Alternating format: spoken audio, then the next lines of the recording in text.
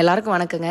நம்ம எல்லாருமே வெண்பொங்கல் சாப்பிட்ருப்போம். ஆனால் இந்த மாதிரியான வெண்பொங்கல் ஒரு சிலர் சாப்பிட்ருக்க மாட்டேங்கன்னு நினைக்கிறேன். அது எப்படின்னா, எப்பவும் போல் நம்ம செய்கிற வெண்பொங்கல் பச்சரிசியிலையும் பாசிப்பருப்புலையும் செய்வோம். ஆனால் இந்த டைம் நான் தினையில வெண்பொங்கல் செஞ்சேன்.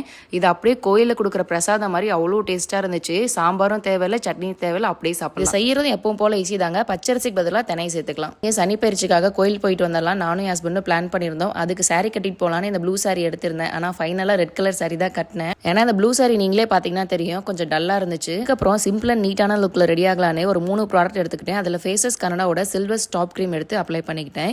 இது வந்து நல்ல இன்ஸ்டன்ட் க்ளோவும் கொடுக்கும், கூடவே நல்ல ஒரு ஹைட்ரேஷன் கொடுக்கும். அப்புறமா டிண்டட் மாய்ஸ்சரைசர் எடுத்து அப்ளை பண்ணிட்டேன். இது ரொம்ப லைட் வெயிட்டாகவும் இருக்கும், நேச்சுரல் கலர் கொடுக்கும்.